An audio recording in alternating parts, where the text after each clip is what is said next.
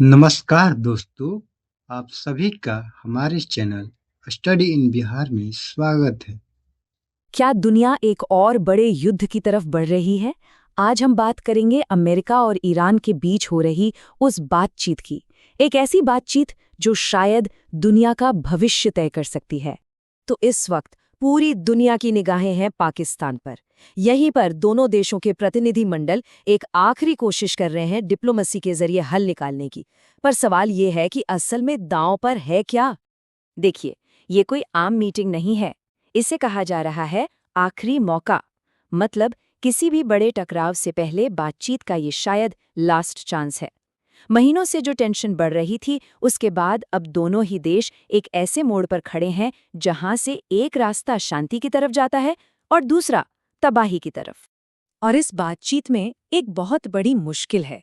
वो ये कि ईरान अमेरिका से सीधे बात ही नहीं करना चाहता। उनकी सीधी शर्त है, जो भी बात होगी वो पाकिस्तान के जरिए होगी, पाकिस्तान ही बीच में रहेगा। तो सवाल ये उठता है कि आखिर वो कौन सी चीजें हैं जिन पर बात अटक गई है। असल में पूरा मामला 4 बड़े पॉइंट्स पर फंसा हुआ है।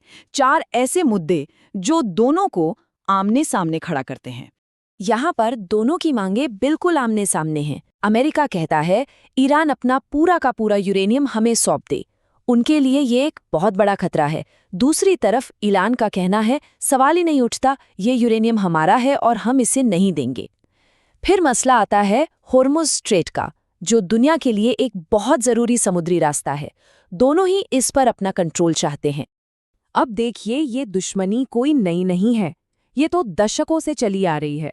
1979 में जब ईरान में अमेरिकी दूतावास बंद हुआ, तब से लेकर 2018 में अमेरिका का न्यूक्लियर डील से बाहर निकलना, ये सब उसी लंबी कहानी का हिस्सा है जो आज हमें इस खतरनाक मोड़ पर ले आई है। और यही वो मोड़ है जो हमें एक दोराहे पर लाकर खड़ा कर देता है। यहाँ से 2 ही रास्ते निकलते हैं, या तो एक भयानक युद्ध या फिर एक ऐतिहासिक समझौता। भविष्य इन 2 में से एक ही होगा। और अगर ये बातचीत फेल हो जाती है तो क्या होगा?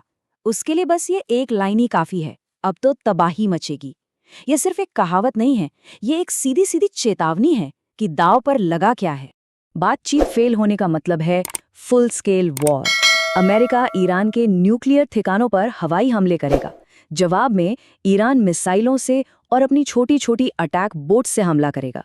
दुनिया भर में तेल की कमी हो जाएगी, इकोनॉमी बैठ जाएगी और एक ऐसा युद्ध छिड़ेगा जिसमें कोई नहीं जीतेगा, सिर्फ नुकसान ही नुकसान होगा।